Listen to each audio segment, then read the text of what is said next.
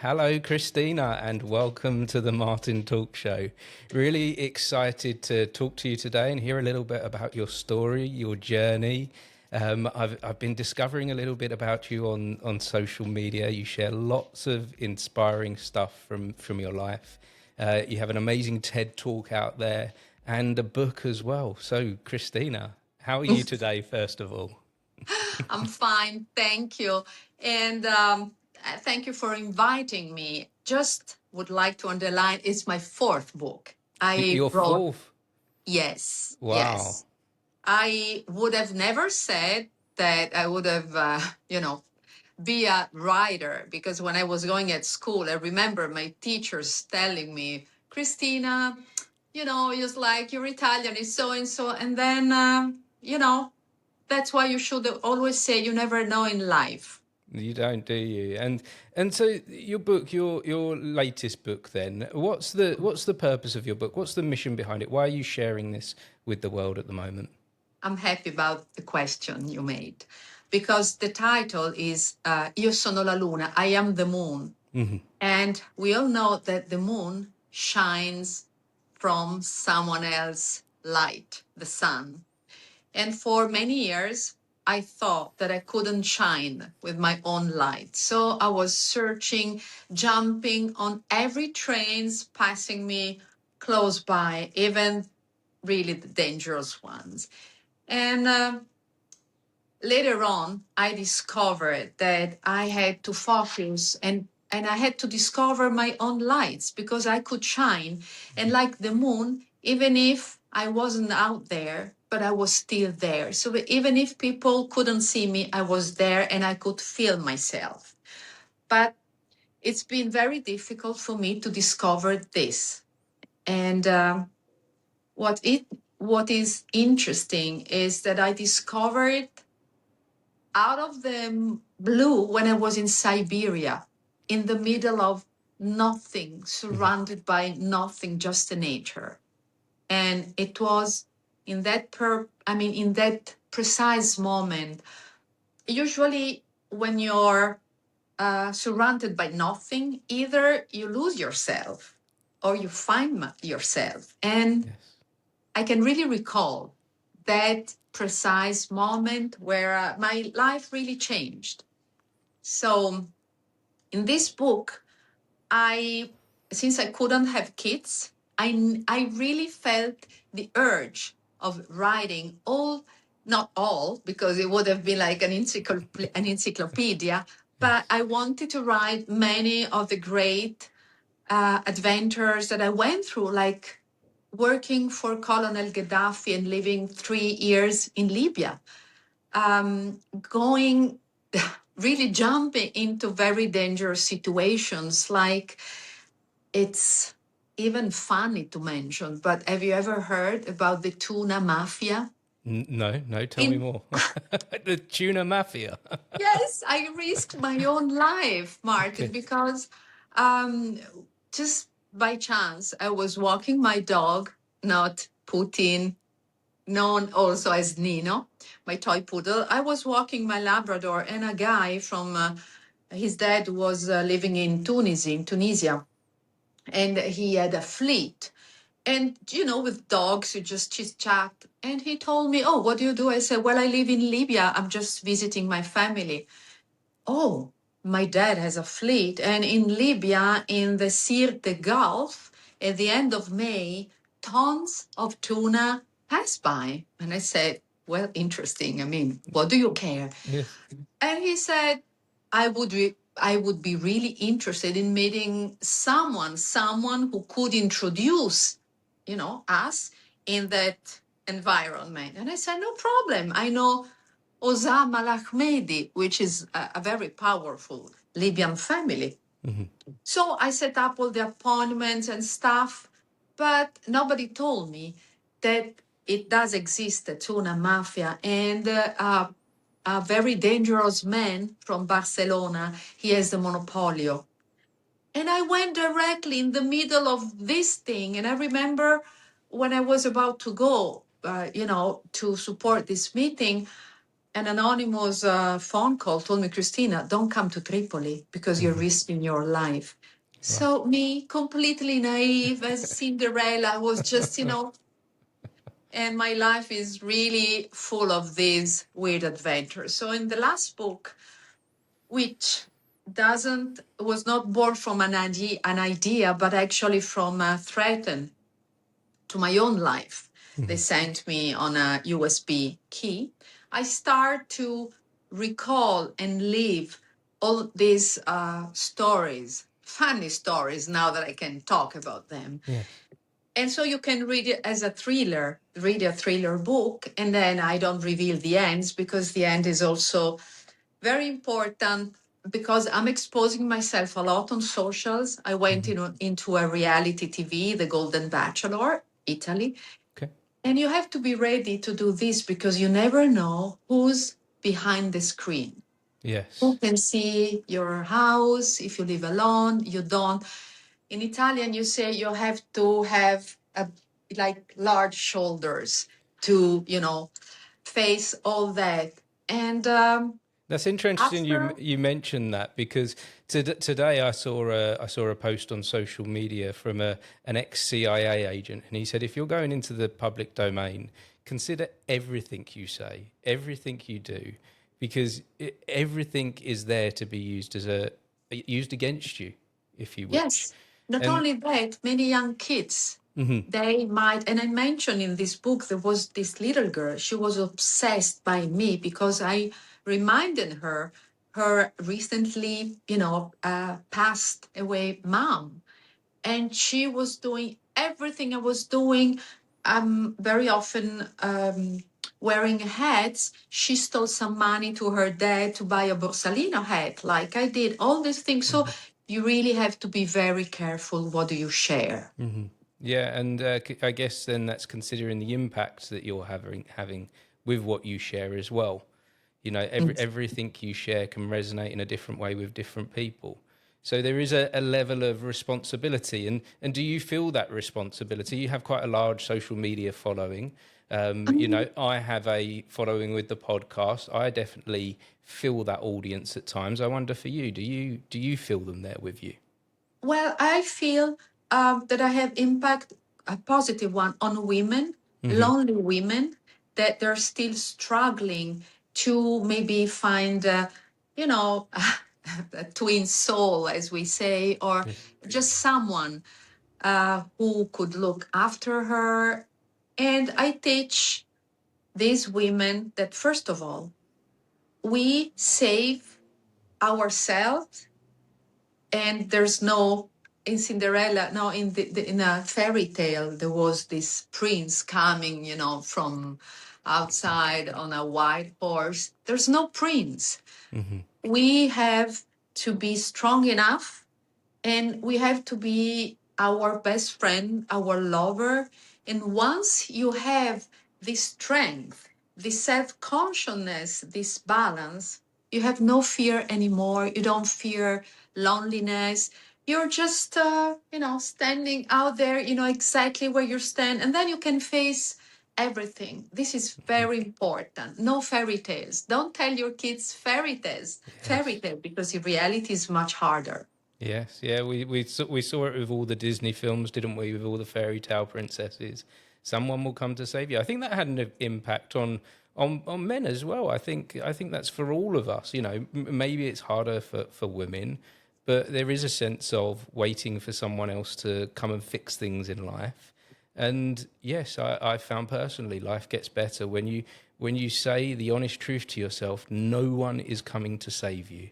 Yes, so don't waste your time. Just stand up and do things, even something dumb, but don't lose your time, because make choices, even the wrong ones. Just fail and then stand up again. Fill your minute of 60 seconds. Just don't be, as Americans say, a coach potato. I am completely against this. And you will find yourself, I'm 60 years old. Wow. Okay. I said wow in a kind way. There's no way I would have guessed you were 60 years.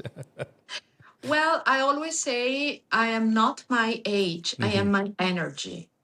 And at this point of my life, I'm so grateful of what I went through. Even like lost my dad. I was 12. I had to leave home at 18. And then maybe we can say something about aristocratic family, which is not the best environment where to, grow old.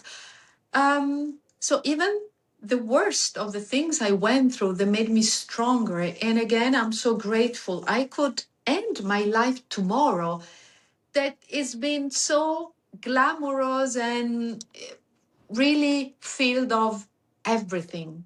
Emotions are life, and I'm not scared about, like big emotions again. Many people, they stay in their home, they're not open to life. I travel with my heart completely open in good and bad. Tell me a little bit more about that energy, that you are the age of your energy. How do you find that, and how do you recognize what that is? I have some kind of feeling myself that I may still be 8 years old secretly. That there is a younger version of myself that is very curious of the world. Hence why I'm doing this. Hence where the questions come from for me. So I wonder for you at your point in life, how do you? First of all, Martin, you could be a very ancient soul in a younger body, Ah, Yeah. I was studying shamanism. Don't forget this. yes. Shamans, they can host many souls, and they have a very ancient life and spiritual life. So energy for me is this strength that I can feel inside me, and I could really like lift the whole world. I'm never scared. I have changed so many jobs. I was accepting them all without being able to do that. And I was telling myself, what could be the worst case scenario? They will fire me. It's okay. I will move on. Maybe could be a regret not building a career like I was working for Gianni Versace, Italy, the 90s, the fashion was great. But I think as curious as you are, so I really wanted to move on. And this energy never ends. I've always slept 4 or 5 hours. So that was a reason why all my girlfriends were not inviting me, because at 6 o'clock I was a noisy little girl having breakfast like a mouse. So I can feel it is something I know that I could do anything I want. And I will never allow anybody to put me down again on my knees. Where does that come from, that power then at this point? Where does that I can do anything I want and I am Because enjoying life? How do you, because so many people struggle to get there, don't they? So many struggle with that throughout their lives to be able to say that, but you say it with such strength. the secret is a very sad secret, Martin, because usually you get this strength going through pain, loneliness, and sorrow. And I went through all of this, lost my dad, went through, uh, how do you say, raped. I was raped when I was 14 years old. I was maybe too naive. And sometimes you say that the best graduation, the best university is when you stay in the street. So you experience yourself. I was traveling alone, maybe being too positive, thinking that nothing bad could have ever happened to me. And I went through, someone tried to kill me. I put myself, the fault is all mine. When you expose yourself too much, you have to accept the risk. But someone up there, maybe my dad, maybe, I don't know, I was very lucky indeed. So again, when you come at the end of this journey, like Paulo Coelho in the book The Alchemist, this little guy goes searching for a certain thing all around the world and comes back and find what he was looking for, really very close by. Yes. So maybe the pilgrimage, this is the meaning, to go really, really far, to lose yourself, to not die, but it's something like in brackets. I was trying I went through many ceremonies in Siberia, Mongolia, even in South of America, like ayahuasca. Yes. Things that you can't finish if you don't accept to be so sick, because ayahuasca, have you ever heard about it? I know of it well. Yes, I know all about So it. if you don't accept it, you throw up, you have really like stomachache, and it's called the appearance of death, because it's really like a death simulation. Your lungs shrinks, and I basically learn acceptance. I accept everything. You cannot fight the pain. If you don't accept the pain, you will be a loser. So I learned to accept everything, like with love. And even one day, as I'm not Highlander, I suppose, I will die. I will be just grateful and not fighting. I'm not attached anymore to material things, which is another kind of freedom. Don't get attached. Let it go. Your boyfriend will leave you. Just let it go. You will lose your dad. Accept the pain. Let it go and just keep the love. It was not easy. Now I you have mentioned shivers while I'm talking no, because it's, yeah, no, this is important stuff and powerful stuff. And you mentioned ayahuasca there, and I've had experiences similar. I haven't tried ayahuasca, but yeah, I've had experience similar to that changed my life, that shifted everything for me. So in trying that, in doing that, is that something that changed things for you then? Did you have an experience of not just the physical, but did you have a mental experience as well? yes, but since I don't want to push other people to do it, because it's something that if it will never happen to, who will, who are listening to us, and you are in that right time, because timing sometimes in life is everything, Yes. accept it, but don't force yourself to do it, because it can be quite not nice. And yeah, I saw myself as a little girl at a funeral, and I could see clearly that this little girl was crying over another person who was still me. And this little girl it was very sick. And that also the reason why she was crying. So this feeling is like I was split in two, but I decided to let live the Cristina as an adult, and let the little Cristina, full of pain, of regret, of illness, just free, and to go somewhere else. How So did that when I and how woke did that up, yeah, how did that feel when you woke up? much lighter, with nausea, because it's Yes, yeah. physically it's quite heavy, but much lighter. And I remember so clearly all these images of me splitted in two. So that time, plus that moment in Siberia, where I actually did also a physical regression by breathing. And this, again, is quite difficult, because all the blood is concentrated in your stomach. So you have this, it's called tetanismo, because your hands and feet, they feel blocked and enclosed like that. And your mouth is like, the scream of Munch, the painting. Yes. You have to trust completely what is guiding you through this journey. And again, I don't think that these ceremonies are so useful to transform you. It's just a tool, a tool that you decided to use in that moment. Could be even to go to see a psychiatric. I don't know. Um, um, I'm more for someone who would take you um, into another place with your mind. Someone who could guide you to see your heart, to really be in touch with your inner part, with your emotions, instead of Christina, tell me the story, your dad, your mom, how do you feel? That's very long. I'm not against psychotherapy, but it takes a lot. It's very expensive. I think that you have two ways to find yourself, the anesthetical way. So you go to see a therapist, you take medicines, you tell about yourself, or the aesthetic way, which is love and acceptance.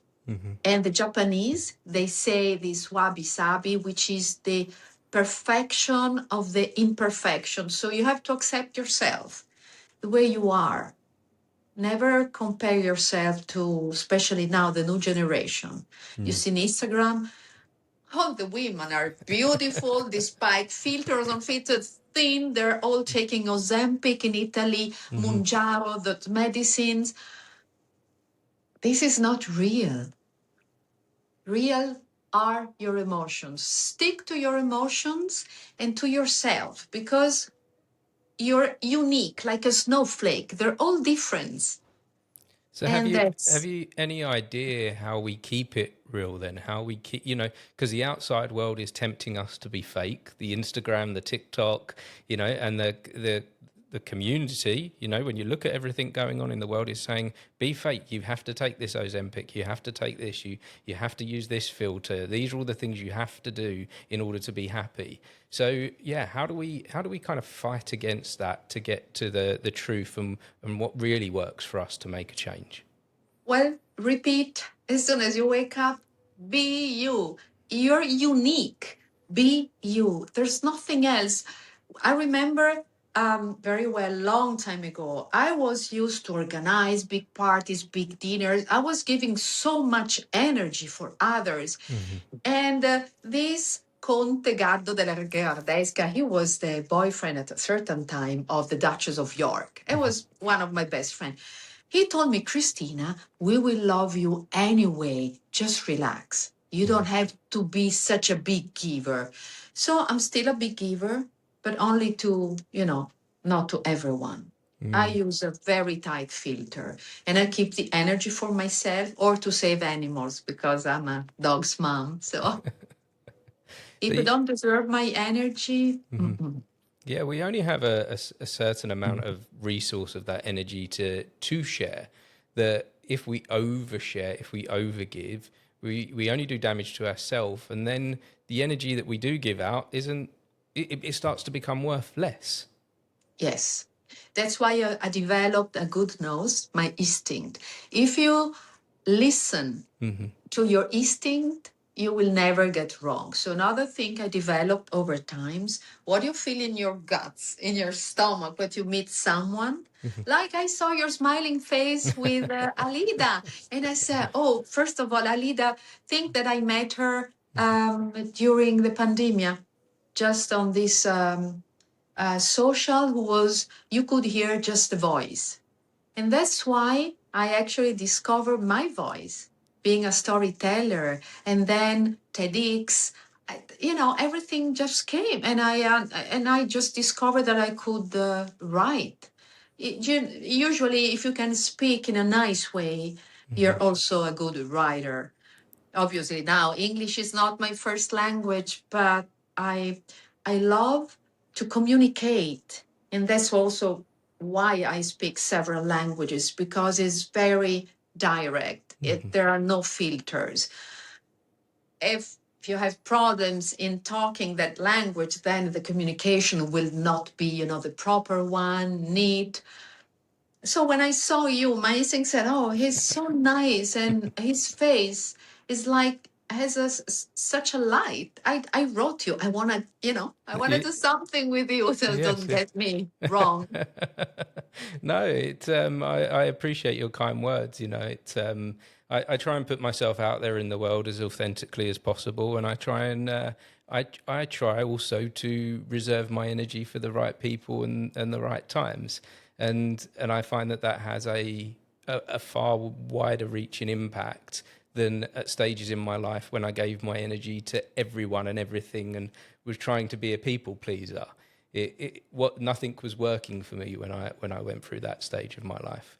Whereas now I can still please people, I can still make people happy, but I trust that gut instinct, because I get messages from now that I'm doing this, I get messages from quite a few people saying to me, "Can I be on your podcast? Can we chat?" And now I'm in the place where in the beginning I may not have filtered that, whereas now I've learned, I've made a few mistakes with that energy, where some people wanted to be on the podcast for a reason that doesn't quite align with my goals and my purpose. That now, yeah, I've begun to listen to my gut and listen to that energy of where it's going. So yeah, it's a combination of the two things actually for me, listening to the gut and understanding the energy. Yeah, but there are so many signs how people look in your eyes. Many people, they just avoid, your Yeah. eyes, your smiling face, your gesture. There are a lot of signs that you can really interpret and understand if someone is just faking or Mm-hmm. is a liar. I don't want any liar anymore. I just No. want, and I use a lot of, I always say my, how do you say, what's the English for ironia? Irony? My Irony. irony? Yes, Yes, it's yes. my Ironic. elegance. Yes, I'm very ironic. My Instagram, actually. That's why I have fun. Really, I have fun myself to post funny stuff. And people, so many times they said, "Oh, Christina, as soon as I wake up, I can feel your energy because you make us smile." And I laugh myself. I feel so dumb because I watch my Instagram sometimes when it's up and I laugh myself. So basically, secret is be dumb inside, stay really young as a kid, but Mm-hmm. then with an old soul full of scars and bad things and pain. But who cares? That's the beauty of being human. I mean, you're in this, it's a jar where you put everything, but then be ready to take all the experience out at the right time. Don't just give them, to everyone, because every experience is really holy. It's something you learned on your skin, maybe just a big injury. That's why I really love to share and communicate if it's worthy. Otherwise, I can be so tough. I just close my door right away. I give you the chance because everybody deserves a chance, but few minutes you talk to me, if I can see that, I call them energetic vampires because they Yes. suck your, and then Yes. I say, "Oh, I'm busy." Mm-hmm. I block them on, you don't know how many women they write me on DM, and I give my time. I can see if it's worthy or just they just need, or they only write, "Oh, what you're wearing, what's the brand." No, no, no, no. I'm not here to show off, or I don't care. It's not useful. I want to learn. And that is why I don't follow anybody on Instagram, like Yes. only 100 people. And I always say, don't get offended, but I need to learn. If you post what you're eating or what you're wearing, I don't care. Mm. But you can still follow me. And if I give you something or I generate a smile on you, I'm happy. Yes. Wonderful. Yeah. Wonderful. It sounds to me like you've gone through a lot. You've had this amazing journey throughout your life, and you've got to a place now where you understand a few things. Like I say, that's so hard for so many. Now, there's one thing that we touched on earlier that I kind of put a pin in my mind that I really desperately wanted to come back to, and that was that thing of the moon and your light, and the light that you share with the world. Now, you said that was a really big moment for you when you came to this realization. I'd like to know a little bit more about that time when you discovered that you are the moon, that you have this light to share with the world. Well, to be honest, maybe right now I should not change the title, but I should write I was the moon, because again, the moon, Mm-hmm. it doesn't shine. It I like to say she, because for us, the moon, la luna, is like, I don't know why it's female. Mm-hmm. Anyway, for too many years, I was desperately trying to shine again, doing I was driving a pink Harley Davidson. I was the only one in Milan. I was doing, funny things, or even serious stuff like the job for Gaddafi and living in Libya. but I was never really happy. I could see myself brave in others people's eyes, but I had a void in me. I I had this urge to shine every day, and it was very tiring. That's why when I accepted to do this trip to Siberia, actually Mongolia first, and I found myself in a very uncomfortable, environment. We were sleeping in a tent, big bugs, uh, no comforts at all, no toilets, nothing. You had to go far. So without any comforts, without anything, and no um, satellite phone didn't work. You were really alone. We were not a group, just me and a girlfriend of mine and the guide, obviously, trying to meet these powerful shamans who they don't want to meet anybody. They have no cell phone. You have maybe on horse to do this very tiring trip on the Altai Mountains for days. And maybe the shaman was just saying, "Oh, your heart is not pure enough. I'm not gonna meet you." So it would have been frustrating, but and it was quite scary sometimes, this ceremony. So one night I was there all alone. Obviously, when there are no lights, the stars, like in the desert, they look so close. And I felt so lonely out there, so far from everything. My girlfriend, she was sleeping and she was very tired and a little scared of the last ceremony. And for a moment, I felt like I was falling in a endless hole. And I started to cry, but I was crying for myself because I didn't want to feel that lonely. And I really sighed, and like the little girl that the gasp. When for I think a second, I felt like someone was leaning his hand on my right shoulder. Few moments before, during the ceremony, this shaman told me, "You have a very mean soul on your left shoulder who would always try to dig you, to pull you down, to make you feel bad. But on your right shoulder, there's your dad, looking on you, watching you." So for a second, was an impression. I don't want to know, and I will never. I felt like a help, but this help was also coming. I saw this light, let's call it. But in that moment, I felt I was on the bottom of a huge hole. And when I saw this light, I started to follow this light like it was a way out. And when I started to feel and to accept, to follow this light, I felt so light, like I was reborn.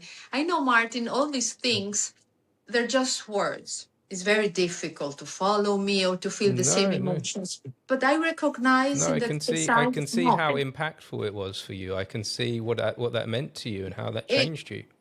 in very few and easy words, it's like I understood that we have to use our own strength to save ourselves, which is a concept I told you at the beginning, Yes.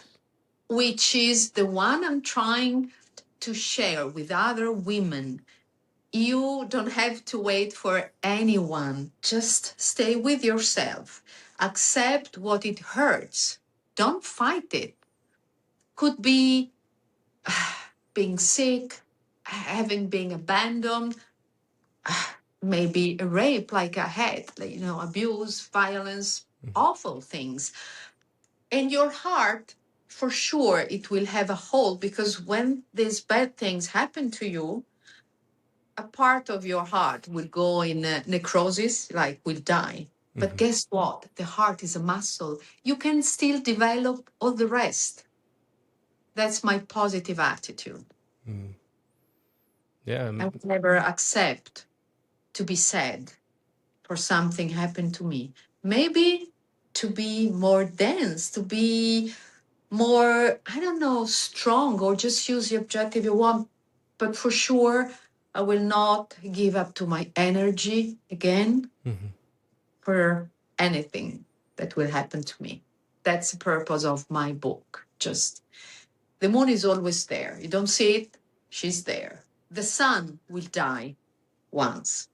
His energy will be, it's the scientists can tell it. They predict it in billions of years. But the moon, it will always stay there. So that's why my energy, I think it will stay somewhere. Like people come in my previous house and they say, oh, we can feel a good energy when I'm around. Not everybody, which is good, but they can feel. I really mean when I talk like that. I might sound a little foolish, but it's something I would like to give to other people. I don't think that sounds foolish at all. I think that sounds like a wonderful thing to do, to take these negative things that have happened in your life and turn them into something positive. You've managed to flip everything completely 360, turn it completely around for yourself, and even more powerful, but for doing that for others as well.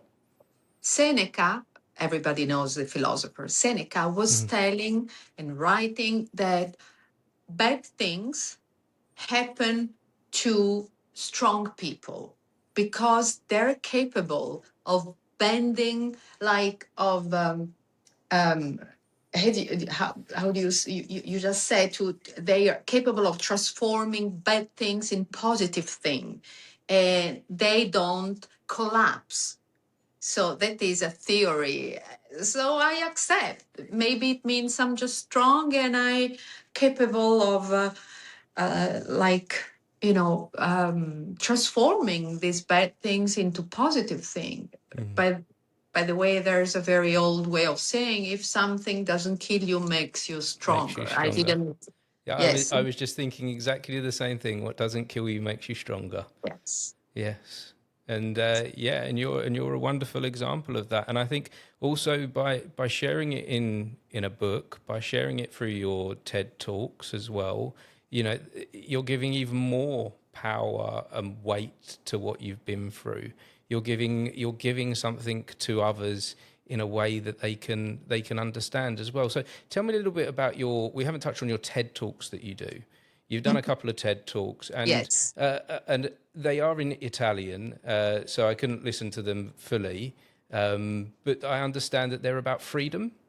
Yes, they should be translated. Usually TED Talks should be translated anyway. They give you like a word or a subject to expand, to develop. You have responsibility to inspire people, to give them a tool to use, and also you have to say something personal. So the first TED Talk was about passion, and obviously I spoke about my passion to be free, always in respect of other people. And the end was very funny because I had this very dear friend, a lawyer, who unfortunately committed suicide, who was used to tell me, Cristina, I would describe you like a chicken. And I remember saying, how do you dare? How come What do a you chicken? mean? A very smart chicken. But as a smart chicken, if you stay in your environment, you would be the boss, the smartest chicken. But the problem is that you constantly dare to go into the wood where even the dumbest wolf could eat you. So the representation of me as a smart chicken, but constantly going. But I'll tell you what, if you want to live the story, if you want to live a full life, you can't, you can't have fear. You have to be brave enough to enter the wood. And that's what I've been doing all the time. Obviously, as a personal story, I was telling my 3 years living in Libya, working for Gaddafi family, not knowing anything about Islamic attitudes or behaviors, but I learned that being very humble and with listening and not over talking I could last 3 years. Nobody can last 3 years. Me with my blonde hair, green eyes, was very difficult. And the second TED Talk was about emotions, because sometimes people, the title was the emotional future. I remember once I trained an Ironman. I was a good friend. And he told me, Christina, I'm turning 50, third divorce. I want to show myself I'm really strong. And I would have liked to tell him, well, first of all, ask yourself, why 3 wives, they went away? Why don't you want to face yourself, but you want to lose yourself in being exhausted, swimming, running, and biking? So a lot of people, instead of facing themselves, they prefer to exhaust themselves. This is something, well, I'm a sportive, I like running and everything, but fear your fear. I mean, face your fear, not fear, face your fears. Yes. You have to, otherwise you will never be complete. And emotions are life, and life is in emotions. So the second TED Talk was really like, I mean, pushing people to live, just freeing their emotions. You want to say something nice to someone, expose your feelings. Don't be in that thing, be brave, be fearless. Because maybe I wish everyone a very long life, but sometimes life chooses for you and you find yourself in a U-turn, maybe with regrets. And me, the only regret I have is I missed the last kiss to my dad because I was too lazy. He went away with the car and he told me, Kika, that was my nickname, give me a kiss. And I was, no, I'm dead, I'm watching TV. And then he never came back. So just live your life and fill it with emotions. Accept every challenge. Nobody ever died from love. Maybe some stories in the past, romanticism, literature, Romeo and Juliet. But usually love never kills you. You suffer a little bit, but just, you only have one life. Don't lose yourself after someone who maybe doesn't deserve you.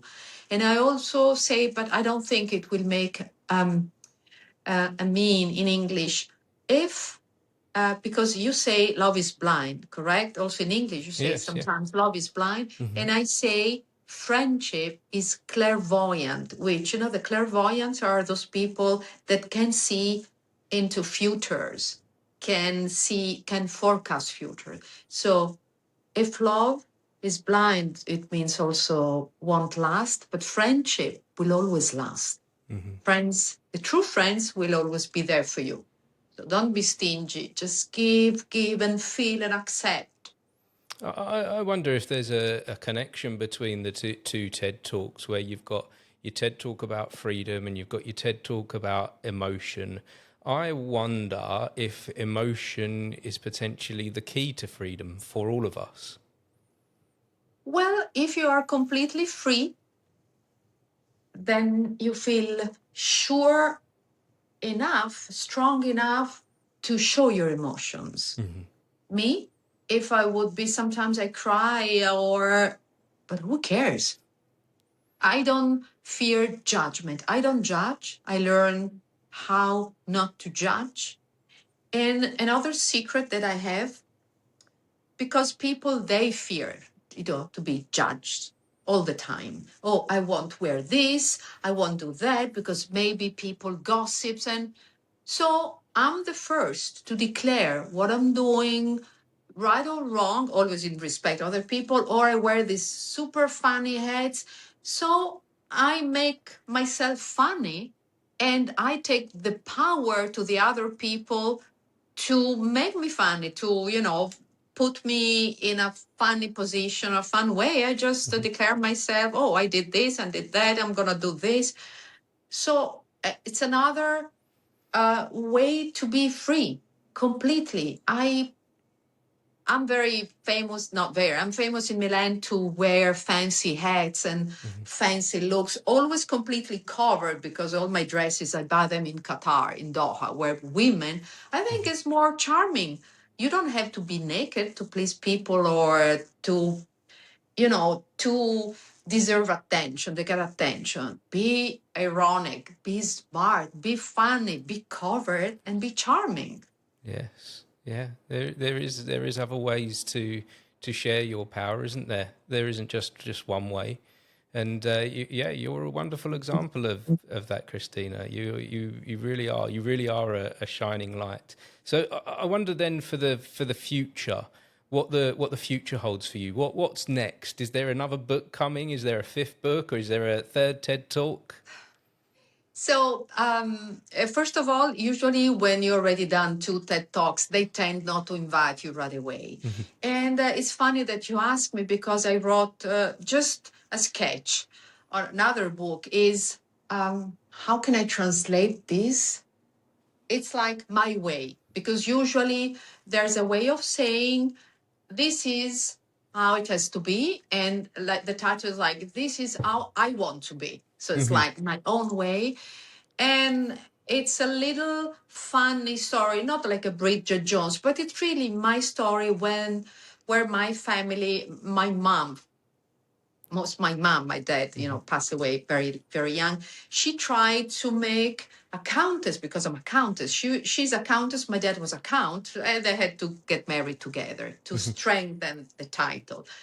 So she really wanted to be very stiff with no emotions, poker face, perfect attitude and posture.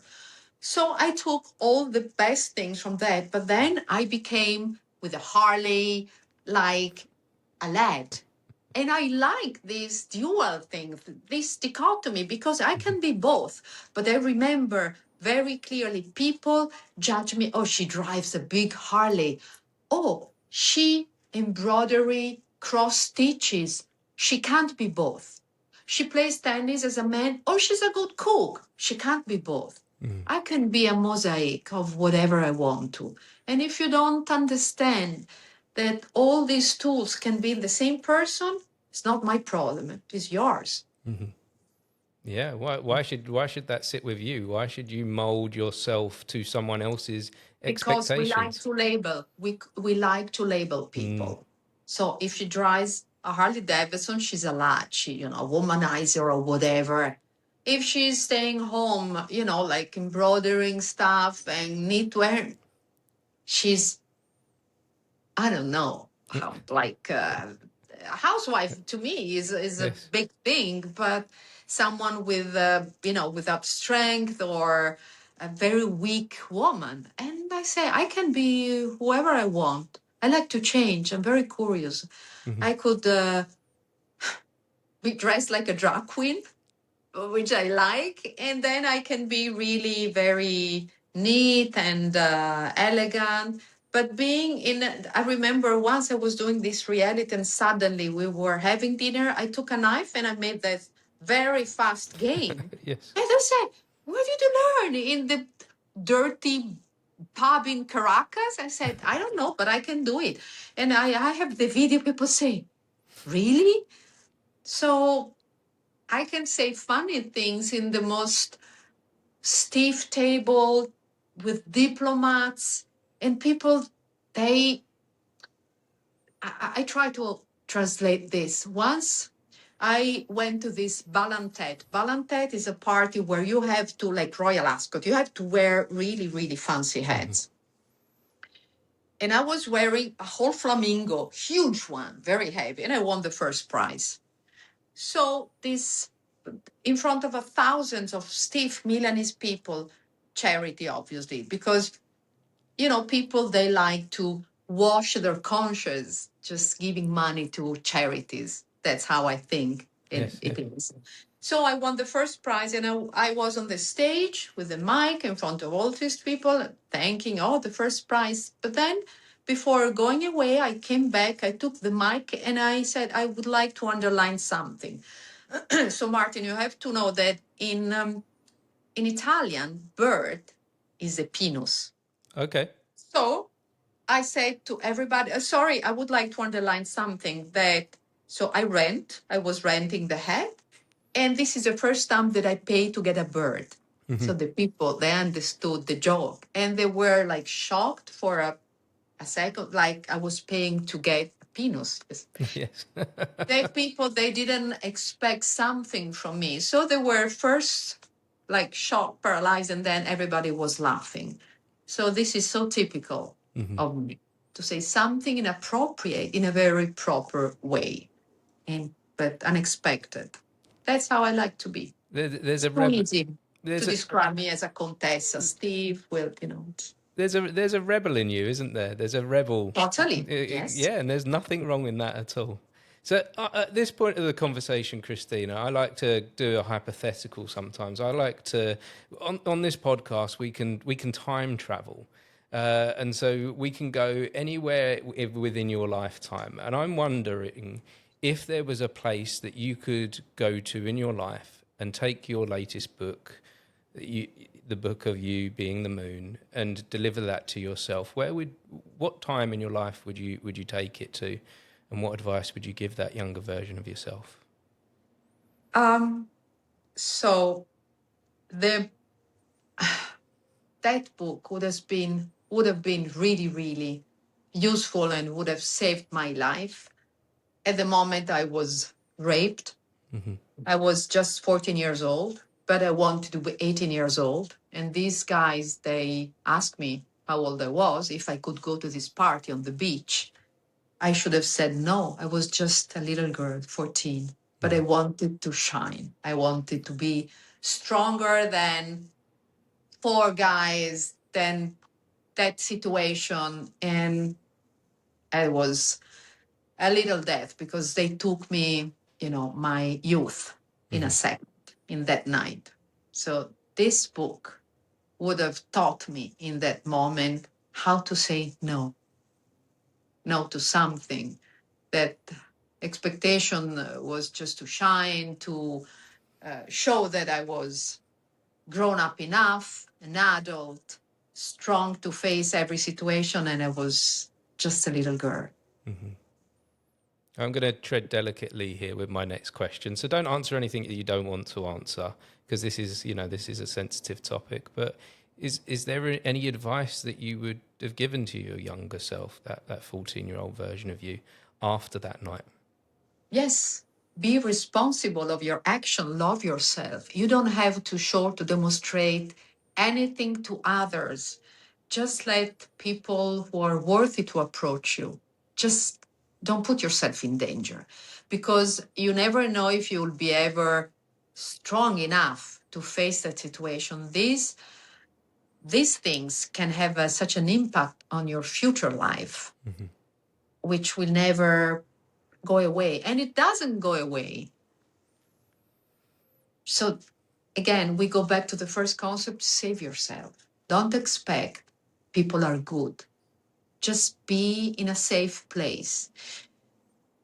Know yourself 100%, so that you will know how far you would be able to go. But obviously, Martin, you can be responsible of yourself, but the world outside is very dangerous. So sometimes, even if you're responsible, strong, self-conscious, people can just come and catch you. So stay alert and follow your instincts. Always listen to your instincts, because if you can fear something, if you can feel something in your guts, listen to that. Don't try to be a superhero. We're not.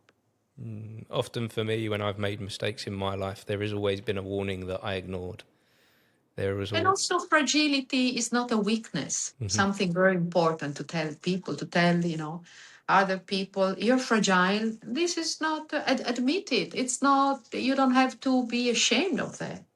I became stronger, but what was the price, Martin? Is it worth it to pay the price I paid? I don't think so.